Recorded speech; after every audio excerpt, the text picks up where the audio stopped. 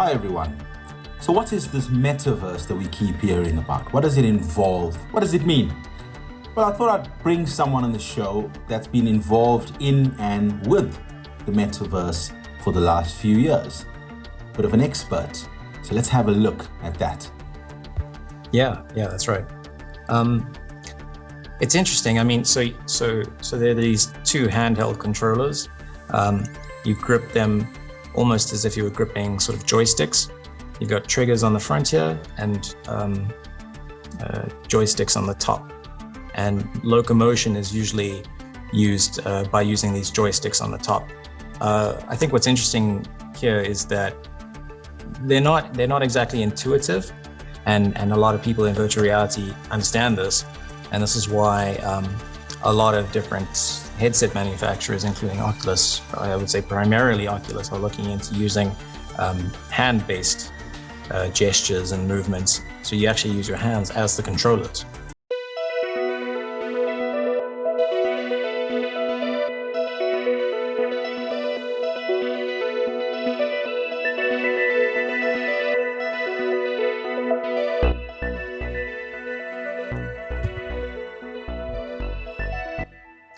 Hey everyone, and welcome to this video, which I'm very excited for. This is probably going to be one of the coolest videos I've ever done. So today we're going to be talking about the metaverse. What is it? Why is it even important? And I have a very special guest with me today. I'm talking to Dale P Deacon. So Dale, warm welcome to the show. Great to have you here. Hey Tavash, good to see you again, man. Cool.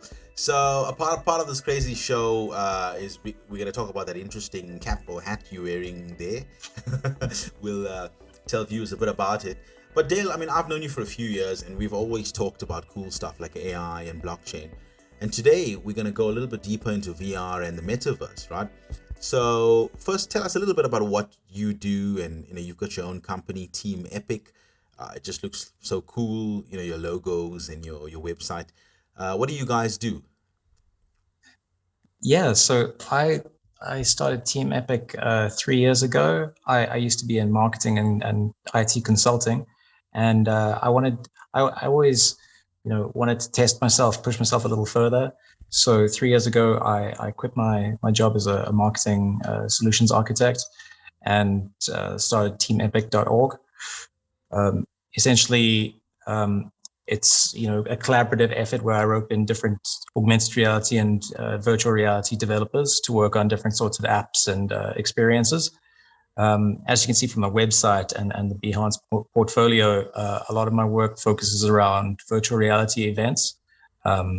We're doing a lot of collaborations and crossovers with different arts festivals in Europe at the moment, but also looking more and more into virtual production. And then, that's sort of more on the virtual reality side. And then with respect to augmented reality, there are a lot of really cool museums and all sorts of different applications for augmented reality, which really crosses over into mobile app development, Right. So it's about a 50-50 split at the moment. There's so much happening in this world that I guess so many people aren't aware of, right? So, what's your take on the last 3 years in the world of VR? Well, it's interesting to look at those big milestones that came along over those last 3 years, for me, especially because I've been getting more and I've been finding my feet in the industry. When I started out, the common virtual reality headsets to use were the HTC Vive. And HTC was, the be all and end all of VR. But soon after I started in virtual reality, the Oculus Quest came along, and Facebook really started to take the lead in this industry. They created an affordable, high quality piece of hardware that made development in this space a lot more cost efficient. Right. So Oculus over the last 3 years has made leaps and bounds with respect to growing the industry, and just recently over the last couple of months, Facebook have very publicly changed their name and changed their strategic direction to be more in line with helping create the grand metaverse. this big hypey We'll talk catchphrase that about we that. all I use now. guess that's the reason why some people, the average person, has even heard of the metaverse in the last few weeks, right? But before we jump into that, so you what you have there is an Oculus Quest, is that right? Yes, it is. It's an Oculus Quest 2. Right. So it's the lighter, slightly higher spec version of the original Oculus Quest. Okay. And when you enter the world of VR, you've got the headset. How do you navigate your way? I believe there's specific controllers for the device. Yeah. Yeah, that's right. It's interesting. I mean, so there are these two handheld controllers. You grip them almost as if you were gripping sort of joysticks. You've got triggers on the front here and joysticks on the top. And locomotion is usually used by using these joysticks on the top. I think what's interesting here is that they're not exactly intuitive, and a lot of people in virtual reality understand this, and this is why a lot of different headset manufacturers, including Oculus, I would say primarily Oculus, are looking into using hand-based gestures and movements. So you actually use your hands as the controllers. Okay, that's very interesting. I guess a lot more realistic, right? Let's come back to Facebook then. So why would a company that, I guess they were so integral, a big part of the Web 2 and the mobile app revolution, why now invest so much into VR and then what is now becoming the metaverse to the point where they change the name of the company? Why do you think they're doing all of this? Well, I think these technological innovations and new business models, they really do have a lifespan.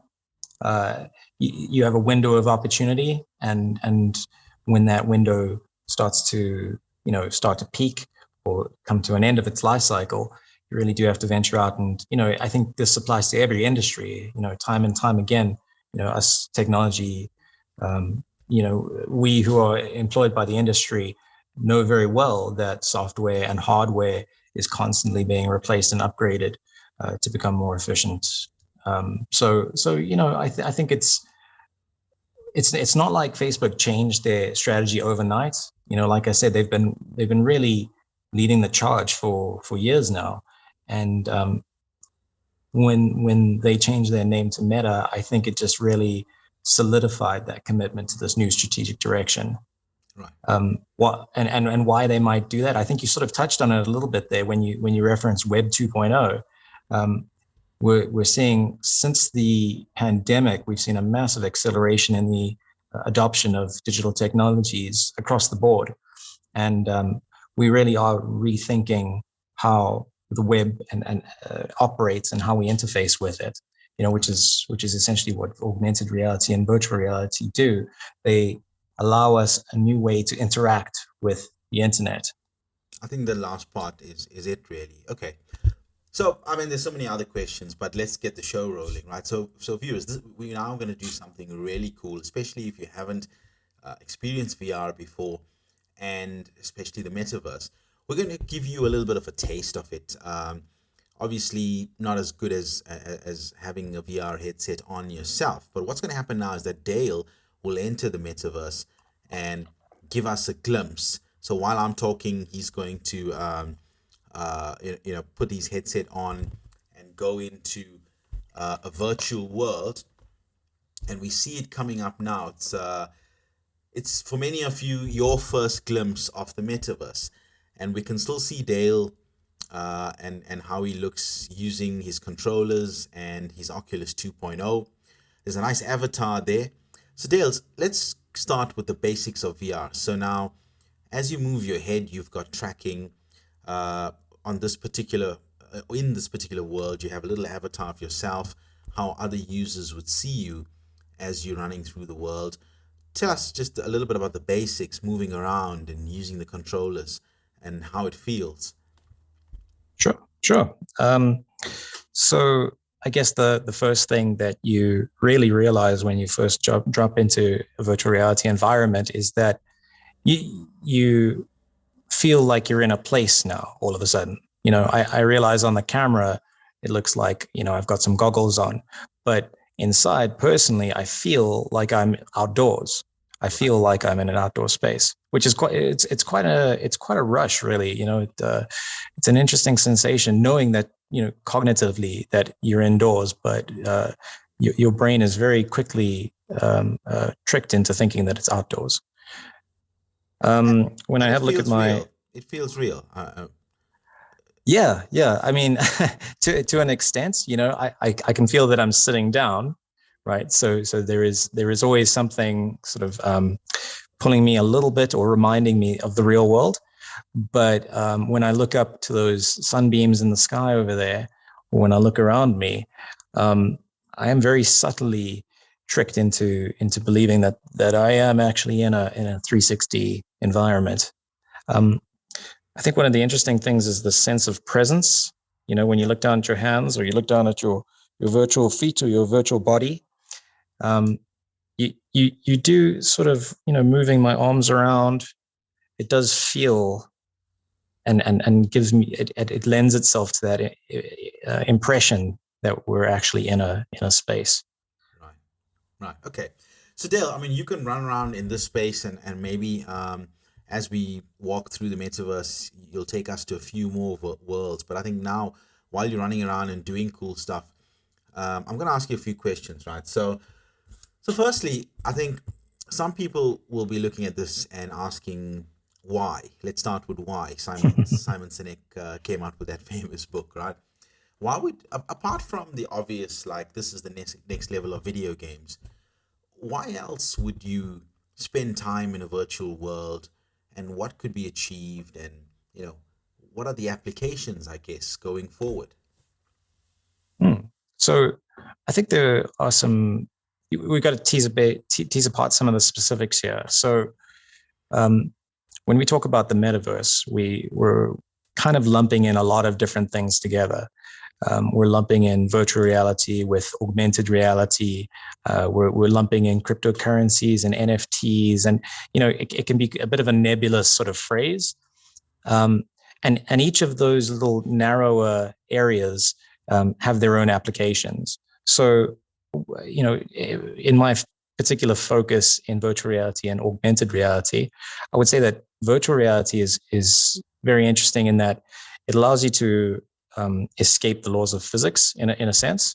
As you would in a game, you can find yourself in a very different environment. I think what makes virtual reality very different from a gaming environment is that sense of presence that we talked about a second ago, that sense of embodiment. And this really lends itself to, education where you're actually enacting something in order to learn about it, or simulation, for example. If you want to have, say, a manager run a whole bunch of different routines or techniques on how to manage conflict or something like that, they could do it in a very safe space, and they could also do it from home. They could do it a million times if they wanted to. So we're really freed from a lot of the restrictions of physics-based reality. With respect to augmented reality, that's a whole very separate issue. Or I believe that augmented reality has a lot more use in the real world, in meat space, as we like to call it, where you would be able to where you are able to overlay digital information onto the real world. And the big use case there is Pokemon Go, this big smash hit, where digital Pokemon were injected into real world spaces. Just because they were digital assets being put into the real world, it changes the way that we interact with the real world. Yeah. We might do the same thing with Google Maps, rather than looking down at a phone, which, as we know, while driving is quite dangerous, being able to overlay those maps onto the real world has real world benefits.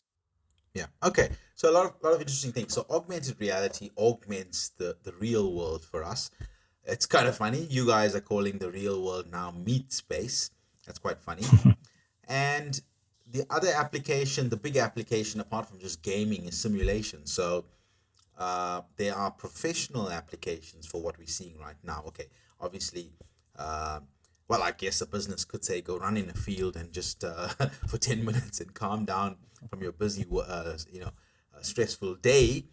Not as far fetched as it sounds, but I guess in more complex environments like mining, simulating, I guess even going into space or operating complex machinery, these are all business applications. Now that's quite cool. You've brought up your menu. Describe how you interact with objects. I see you've got 2 pointers. I'm guessing that comes from the controllers, right? Yes, that's right. Okay. So user experience in virtual reality is an interesting space because we don't have a lot of industry standards. Oculus and the big players are trying to sort of impose some industry standards, but there is also a lot of exploration going on. So, often what happens in these menus is they'll just sort of float in front of us. Like I've got my camera here, it just sort of floats, and that's a fun sort of way to play with the physics-less nature of virtual reality. So let me bring up the menu again. So we've teleported now. Where have you brought us now? Right. So as you were talking about real world sort of business applications for virtual reality, this particular space that I've been working on sprang to mind. This is a virtual studio, virtual production studio. So this is where you could do filming of, say, a podcast, for example. We've got a camera system set up here, a microphone system, different camera angles, multiple screens. And I suppose the major advantage to a space like this would be that it is there were very few costs involved in creating a space like this.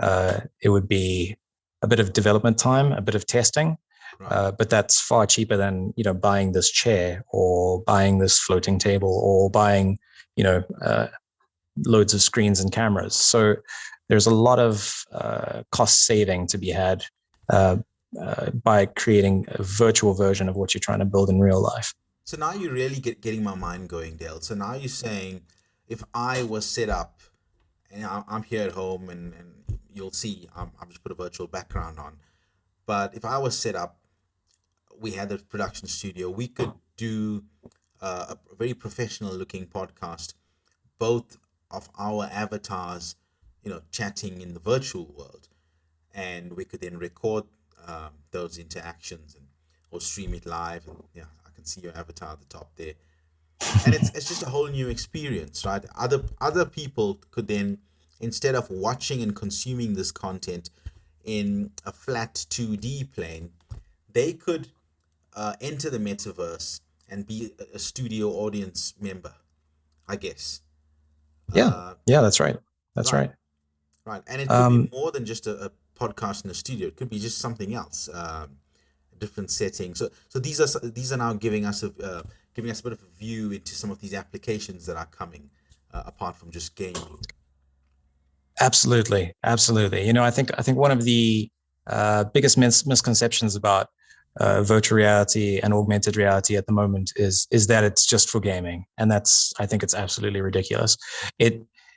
When we talk about the metaverse, we're really, I think a nice way to conceptualize it is thinking about a way to interact with a 3D aspect of the internet. Think about how swiping on your phone was a very 2D up, down, left, right sort of interaction with the internet, very flat. Here, I'm actually going into a space, and I'm going from space to space. Sure, that means that maybe I won't get as many maybe news articles floating around as I might on a social media, right. But my engagement with those spaces is very deep and very real. So, like you said, in this virtual studio, we could have yourself sitting at the table here conducting an interview. We could have an audience from around the world. We could have a cameraman over here making sure that he gets the perfect angle, like that. Are right? we getting haptic feedback now? Is the hardware getting a lot better? There's a slight vibration, like with a PlayStation controller or an Xbox controller, there is a slight vibration if I pick something up. It just gives me that little bit of extra sort of confirmation that I am grabbing something. Um, but it's very rudimentary at the moment. You do get some really interesting haptic gloves that are out there at the moment, but they are not exactly compatible with every piece of software and every platform, and they're certainly not necessarily affordable, especially when it comes to converting dollars or euros into South African rands. Yeah. Okay. But that said, there are huge advancements being made, all the time. I mean, I would say on a weekly basis, there are big breakthroughs happening in this space. Okay.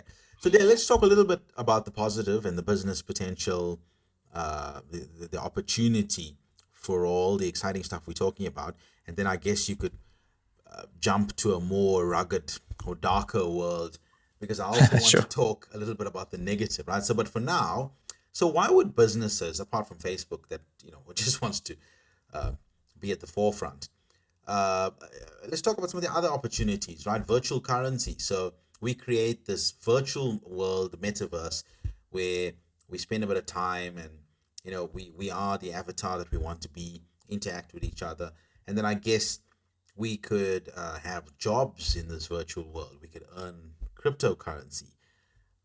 Is that happening now? You mentioned NFTs and blockchain. Yeah, yeah. So it's still a rather nascent field. With I would say immersive virtual experiences are still not exactly mainstream, not nearly as mainstream as social media is, right? Right. But so that leaves us with a lot of questions about how do you monetize in virtual reality, or how do you make a business highly profitable in these early days?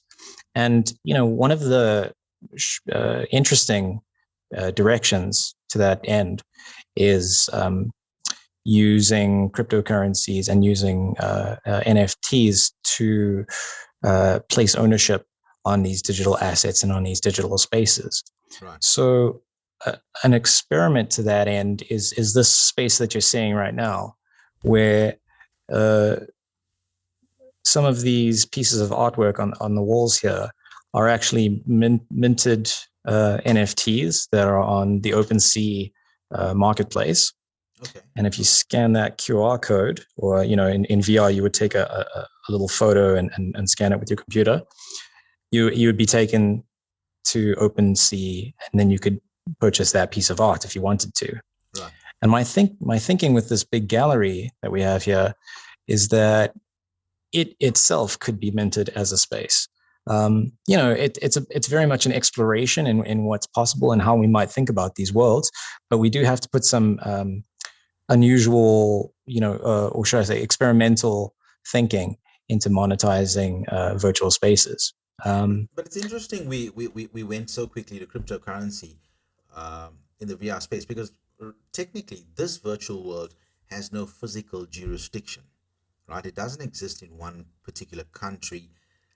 And when I get to some of the negatives, I'll start talking about laws. What laws exist here? Let's start with privacy, right? So, can my physical, or what did you say, the meat world, privacy, be impacted in any way by my experiences here? Yeah, definitely. There are some real thought leaders in the field of virtual privacy and virtual ethics. People like Kent Bai, the acclaimed virtual reality podcaster, Kavya Perlman, who runs the XR Safety Initiative. These are some people who are thinking very, very deeply about the ramifications of this new way of interfacing with media. I mean, it's not difficult to see that on this headset over here, there are cameras, right? There's two cameras underneath here and two cameras at the top. And what those cameras are doing is they're sort of looking around my office space here, and they're saying, okay, well, the cameras are telling the headset how I'm orienting my head and where the controllers are. Now, with the big privacy debates that we've been having over the last couple of years, it is kind of unusual to have an array of cameras overlooking your workspace. That said, we certainly seem to have come to peace with having cameras on our phones, and front facing and rear facing cameras on our phones. But there are a lot of debates going on about how exactly this data, this geospatial data of our rooms, or with respect to augmented reality, geospatial data in front of us, how is that data stored? Who's storing it? Why are they storing it? What are they using it for?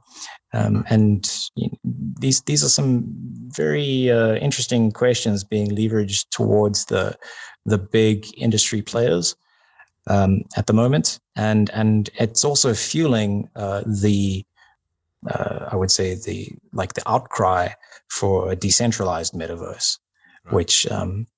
which is also a very popular notion that nobody should have a walled garden that says this is the metaverse, this is how you get in, this is how you get out, this is the hardware that you have to use, this is the currency you have to use.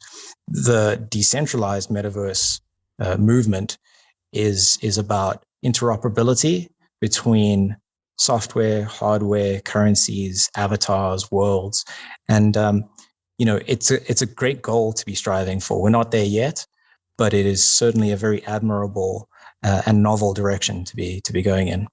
So privacy, security, I guess this is just a continuation of concerns from the Web 2.0 internet, okay? But let's talk about something more connected with this world. So let's say we improve the hardware and the level of haptic feedback, so you can get full body haptic feedback, and people are entering these virtual worlds. The first question is, what laws exist in here? None as per your physical jurisdiction, because it's a virtual world. So that's the first concern for me. But then what happens about when you talk about things like violence? Because now we're making the experience realistic. You can feel physical impact and things like that. Are there any concerns? Are people talking about this at the moment? Yeah. This sort of relates to the ethics question we talked about a second ago. With respect to jurisdiction, at the moment we're still very much in the Web 2 universe. The platforms are still held responsible and accountable for the content that they host, and that is kind of the status quo at the moment until we can come up with a better solution for it. So, sometimes you do get some content that is designed for adults and not so much for children. But the platforms do what they can, but there is certainly still the enforcement of those rules really becomes really difficult, because we've got censorship on the one hand, where we want to allow creators to have free reign and creative freedom to build what they want, but on the other hand, we have an obligation to protect those that are unable to protect themselves, children, and so on. So until we can come up with an interesting way to police the metaverse, I think we're going to be looking forward to a couple of years of platform policing by platform. So, for example, in this particular chunk of the metaverse called VR Chat, the platform has some barriers to types of content that you can put up, and they do have some moderation processes that are there. Right. But that said, they're constantly banning and undoing the damage that folks have done. With respect to your question about violence, we've sort of, I've grown up with violent video games sort of being a big part of popular culture. Yeah. And, the consensus, as I understand it, is that we need to protect our children and to some extent, but there is also a laissez-faire attitude of just letting violent games just be violent games because, what's the harm in it? I think we need to draw, and I think we are drawing quite a hard line on violent virtual reality games, because the actual process of enacting a violent act, with your body and your arms, and you're very present when you're there. I think we really do need to be critical of game creators, and I would even broaden that to say experience creators, to be extremely sensitive to the possibility that they might be, sort of coaxing kids into doing really horrific things. And when you look at the psychological research that's been done, the act of enacting is quite different from sort of sitting on a couch and watching a horror movie at a distance, being very passive from it. Very interesting space and a very interesting area to watch. You're a lot more involved, and I think this is going to be a talking point for maybe like the next decade at least, right? I was just thinking as you were talking that it's not just the violent acts in video games, but I guess even because the experience is becoming more and more realistic. Okay, so that's your avatar now. You're running around there. Even a very scary situation, something that affects you, traumatizes you, could affect you mentally in the real world. Am I right? Just an experience that is created here. Absolutely. I mean, there was there are World War II VR games. There are zombie VR games, where in the gaming industry it's very normal to do something horrific to the bad guy. Right. I think in virtual reality, physically, grabbing that tool and plunging the stake in or whatever it might be, is qualitatively different from pressing a button on a controller. I think psychologically it has very different effects. I think we're still trying to understand exactly what those effects are and where those differences are.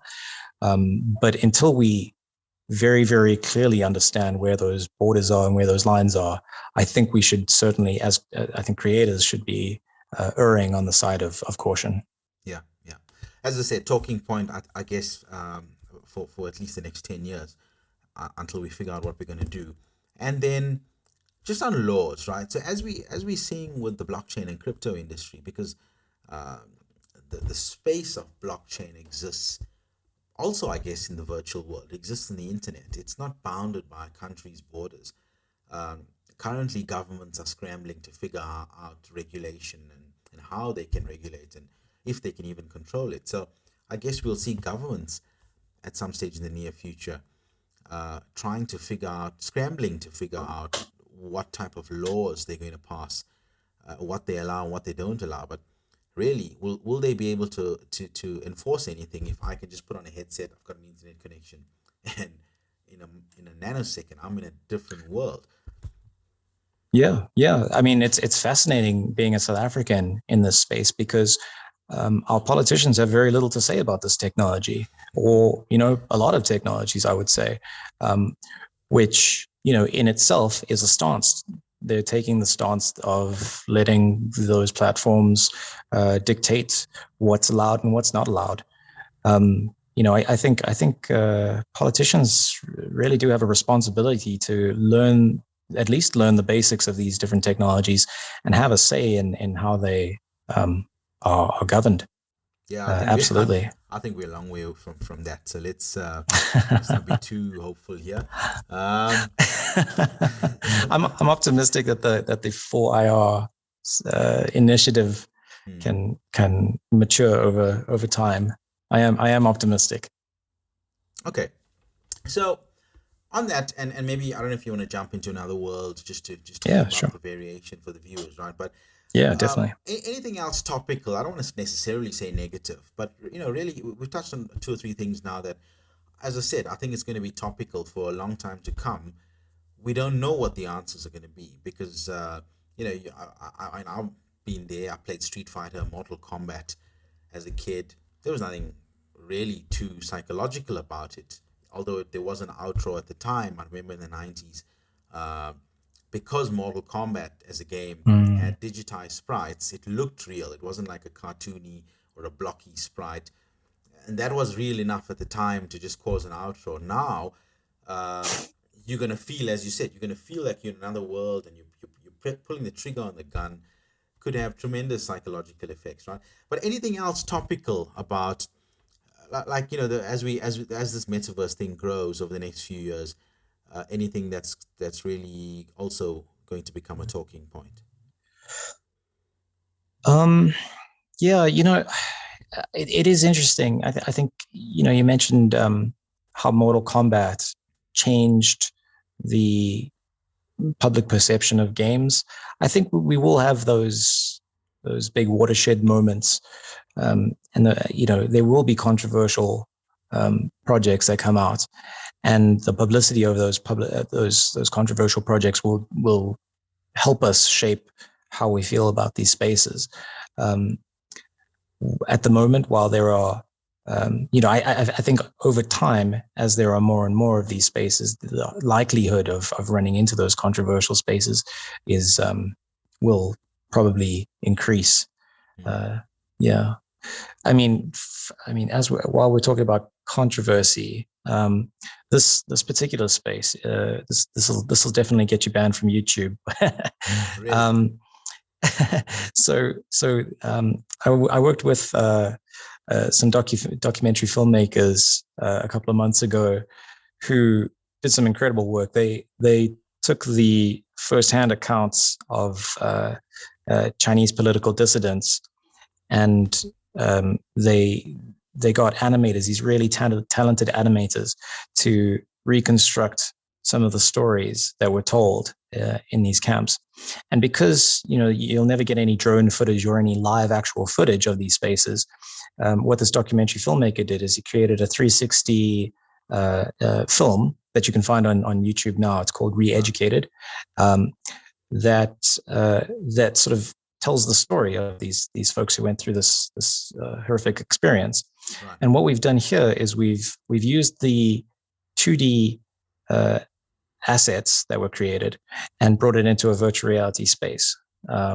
So this particular project was featured at the Venice International Film Festival, and as you can see, it's pretty bleak. It does reflect the tone of the documentary, but I think it's a lovely example of how, although it is controversial in that this kind of recreation would not be endorsed by certain governments, it is a novel use of the technology to explore certain areas of society that might otherwise be not explored or neglected.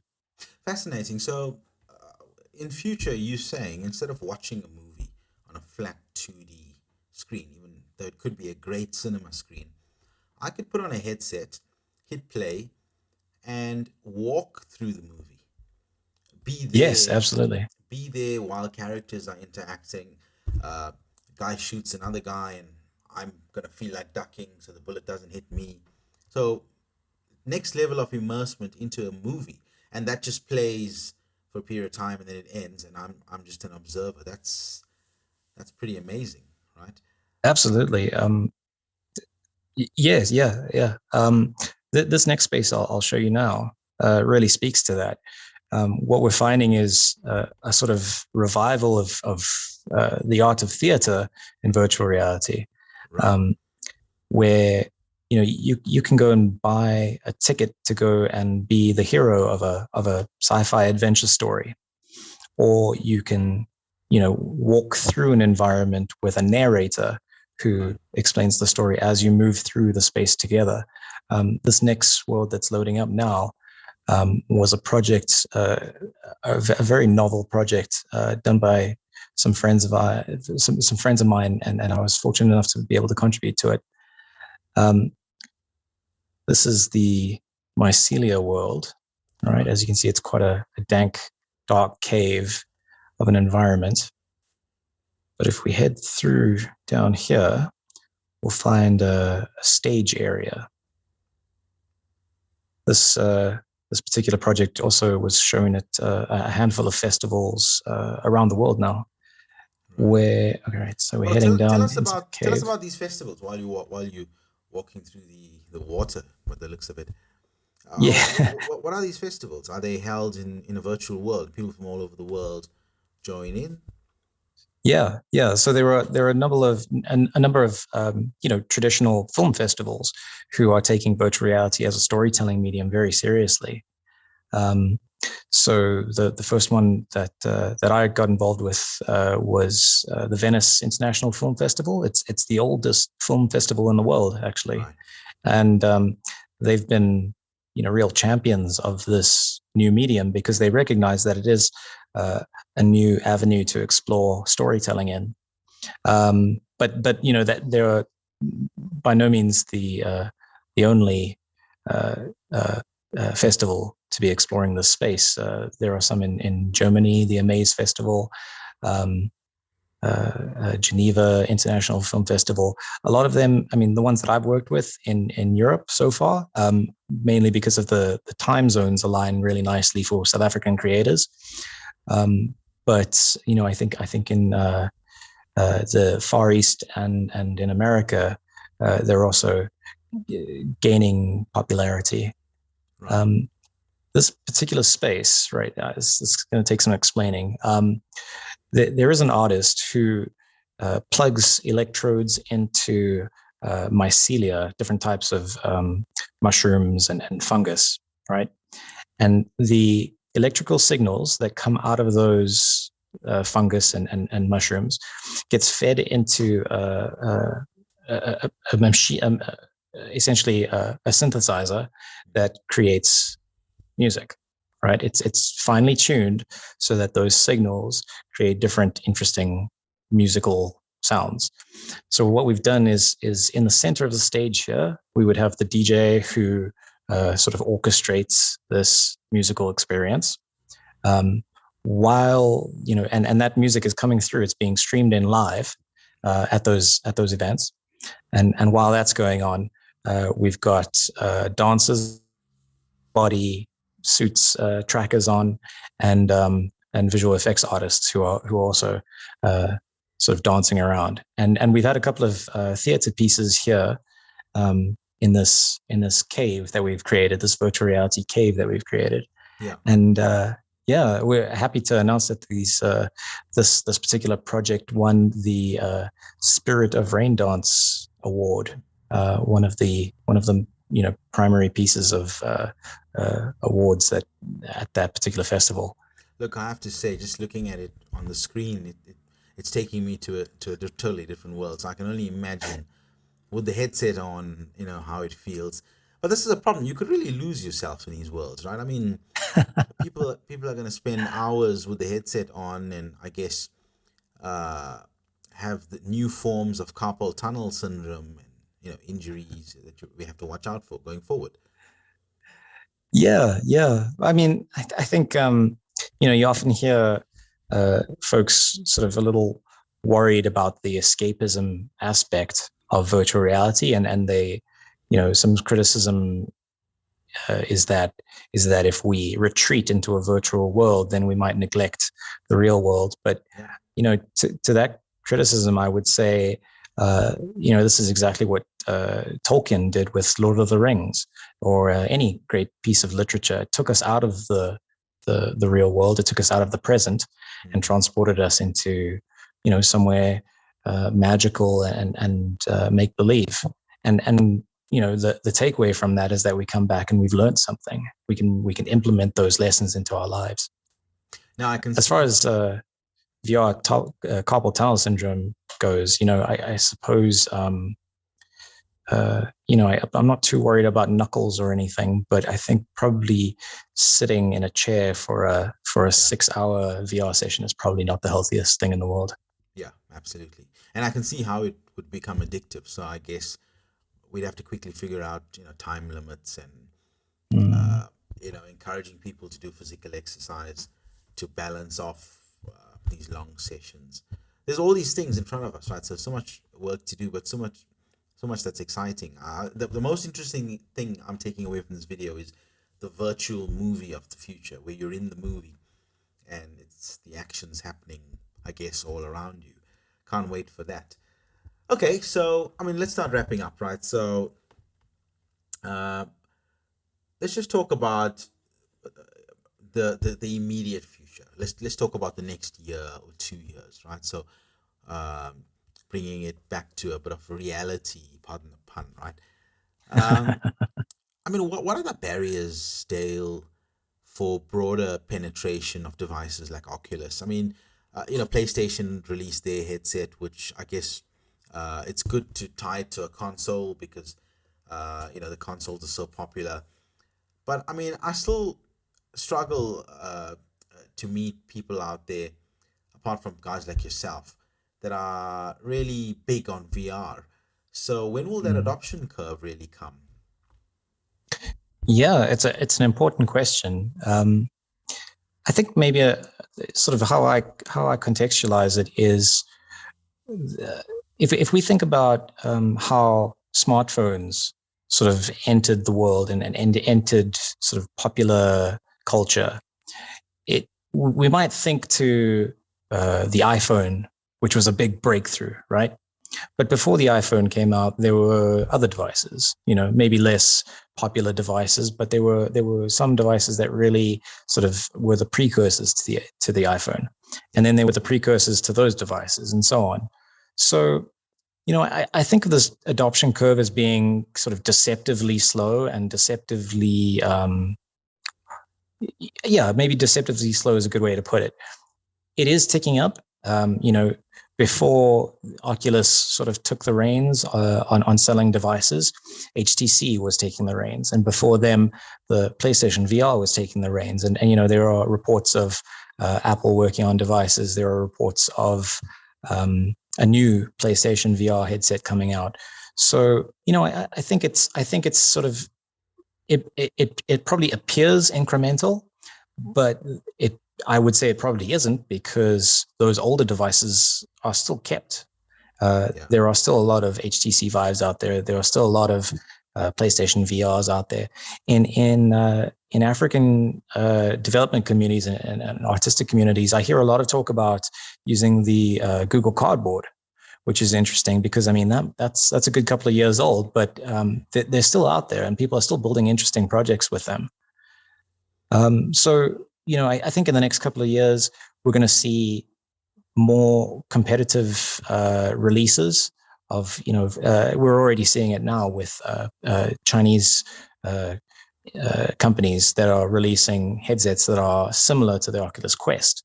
They're going for that larger market share, and I think we're going to continue seeing that. But the big breakthrough that I think everybody wants to see is a device that replaces the smartphone, and that might not be 1 or 2 years away. It might not be 5 years away, but that is really the holy grail of augmented reality and virtual reality. And to Microsoft's credit, they've been working on something along those lines for a long time now.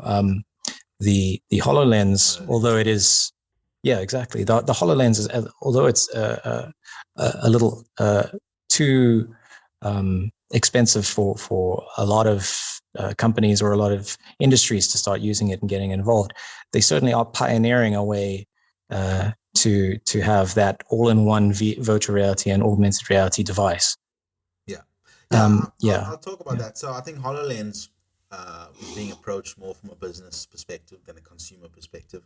And there's some great use cases. I think we published Volvo use the HoloLens and the AR platform in the engineering space for design of cars and parts and things like that. So there's a lot of applications, especially in the business engineering space, for that from a enterprise AR perspective. But again, getting back to the question, so you're saying something that's as ubiquitous as a smartphone. I guess maybe a smartphone with a very thin and lightweight headset. So I guess the headsets will get thinner and smaller and lighter, and I guess cheaper, and that's what we're waiting for. we've absolutely seen them get cheaper over the years, and we've also seen them get lighter and thinner over the years. I have no doubt that trend will continue. And from some of the discussions I've had, one of the major concerns to that trend continuing has been the chip shortage, which I understand as a logistical ramification of COVID, and how logistics internationally have been deeply impacted and probably will be for a while yet. But the financial incentive to keep innovating and to keep releasing new hardware is definitely there. Selling software is still a major part of virtual reality and augmented reality, and I don't expect that to change anytime soon. Well, that's my next question. So that's hardware. Hardware, will get cheaper, smaller, and we're looking for the smartphone of headsets to really enable VR to take off. But what's going to be the killer app? So here's an interesting question. Here's the interesting question. Right. What's the first Metaverse world that's going to have 1 million users or 10 million users? What do you think it's going to be?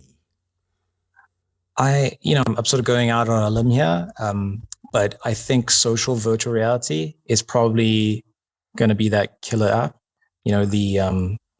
Imagine sort of a Facebook where you can drop in and actually hang out with your friends. I think this sort of speaks to the meta direction. Sounds like a nightmare to me, but okay. Well, so let me defend myself. That the advantage of social virtual reality is that you can keep those social and friendships, those social connections and friendships, and see family, and explore interesting places. But you can do so in a very focused sort of way. You aren't distracted by things that are going on all around you. You're very present when you're in a virtual space, which I think is a very big difference from more traditional social media. And then just to complete the answer, I think the breakthrough app for augmented reality, if it hasn't already been Pokemon Go, which has been a smash hit around the world, I suspect there might be a really interesting implementation of a maps application, something that layers over useful information when you need it. I think if it's not in the gaming space, it'll definitely be in the sort of navigation / marketing sort of direction. Makes sense. It's just going to be so useful. I mean, developers, if you're watching this, there's your opportunity. Just getting back to the VR piece. Yeah, I think, look, jokes aside, the thing about social media is it allowed us to really keep in contact with friends, loved ones. Now people have families that live across the world, right? I mean, my sister just immigrated about a month ago to another country. So I guess if you're going to have this virtual world where you both can put on headsets and it's going to feel like you're having a conversation, but the two of you are sitting there in the same room, I guess people would go for that. So you're 100% right. You're absolutely right on that. Cool. Okay, so Dale, I'd like to wrap up. This has been so interesting, and I'm glad we got some good video footage of how the Metaverse will look. Tell me, okay, so some of these worlds are cartoony, right? For them to become more realistic, that's just hardware, graphics cards getting better and better, I guess. Yes, I would agree with that. The big NVIDIA 30 series that came out over the last year or two has certainly pushed PCs and laptops to getting to a very high quality standard. Yeah. And I think that same trend will certainly continue. Yeah. Well, I mean, I asked the question, and immediately this world is a lot more realistic looking. I see. Right. Well, although bear in mind, virtual reality development requires a huge amount of optimization. Essentially, what you're doing is you're rendering one screen on the left eye, and you're rendering another screen on the right eye, and what that means is you have about half of the compute that you have available to you when you're doing a game that's on a single screen. So optimization plays a huge role here, and even in some of these more realistic looking worlds, there is a considerable effort into optimizing them so that we keep the frame rates really high. And I guess you're responding to more movements, not just a single joystick, but head tracking, and you spoke about the cameras again. Okay, so that's GPU, which just gets better and better. GPUs sometimes scare me at how quickly they get better. But then what about connectivity? I mean, is 5G going to have an impact and a role to play with VR? Yes. There are architectures that are being worked on at the moment that are purpose built to allow 5G streaming onto your headset. What that means is really, if you think about like any streaming gaming service like Stadia, I know it didn't really take off, but the theory is that you would have a powerful computer somewhere far away, and then it would stream whatever your inputs and outputs across a network, and then on your dumb device that you have in your hands, you have access to the huge compute ability of that remote device. The exact same theory applies to virtual reality headsets, and 5G is the sort of next logical step there to stream content off at the moment we sort of use a cable or Wi-Fi into a gaming PC, but I suspect over the next couple of years we'll see more and more applications become available. NVIDIA is working a lot in this direction to sort of do all of that hard computing and then just stream straight to the headset. Yeah. Awesome, Dale. So we're gonna start We're gonna really close now. You know what I like about this topic, right? It's the amount of possibilities and what lies ahead of us. If you look at computing and smartphones, I think like smartphones 10 years ago, we would look forward to all these developments, and now they've kind of become a bit boring. Let's be honest. You just get more cameras on the back every year, right? And they're gonna run out of space, I guess. There's not gonna be space to put the next 10 cameras. But jokes aside, or the folding screen. Yeah, folding screen. But I mean, this just every question we asked had a number of answers, and we're still not sure, I guess, where we're gonna go. This is new frontiers, and that's what makes this exciting to me. So Dale, I really appreciate you taking time to share with the viewers. Many of them watching, this would be their first taste of VR, even if it's via the 2D screen. I'm really hoping we can revisit the topic in a bit, and by then we'd have some developments, maybe some new killer hardware coming out, or a world that's really taking off. So maybe we can do this again in the future. So you've changed the avatar now, and to match the world, I guess. Yeah. I'd love to have you back here again. Maybe next time we can get you in an avatar as well, and we can point. But thanks so much for joining me on this little tour. Hope you enjoyed it. And like you said, the best way to really experience it is to actually jump in here. I'm more than happy to share some of the things that we've been working on. And let me just say before we sort of wrap up, it's not like this is anybody's sort of metaverse. This is like a huge collaboration. Even in South Africa, we have a big community of artists, engineers, academics, business people, marketers. There are a huge amount of people who are really excited by this new medium, and without that collaborative nature, I think the development of the space is going to be a lot slower. So I would invite anybody to, if you're interested, reach out and come get involved and come play and come learn from some of the greatest artists and engineers in South Africa. Awesome. So those of you watching, I hope this has inspired you to maybe learn a bit more about VR. I'm now thinking about buying an Oculus device. Just a quick plug, Dale. So TeamEpic, where can we find you guys, and what do you do again? Yeah, so I mean, I'm mostly sort of active on LinkedIn, but if you want to find out more about me and my work, I would suggest taking a look at teamepic.org, or Yeah, I'm on all the regular social media channels. You can also check out at Crew Metaverse. That's one of the local sort of crews that whips up really interesting projects all the time. And yeah, yeah. Twitter, I suppose, but I think the important thing is to sort of create things yourself and meet people who are like-minded in order to help build up the community. So, feel free to reach out to me through the website or on LinkedIn. Awesome. Yeah. Awesome. I'll put some links in so the guys can get the website name and things like that. So guys, I really hope you enjoyed this. I'm definitely going to do this again with Dale in future. Once again, Dale, thanks for taking up some of your time this evening to be with us. And to those of you watching, I hope you enjoyed that, and I'll see you again very soon. Take care.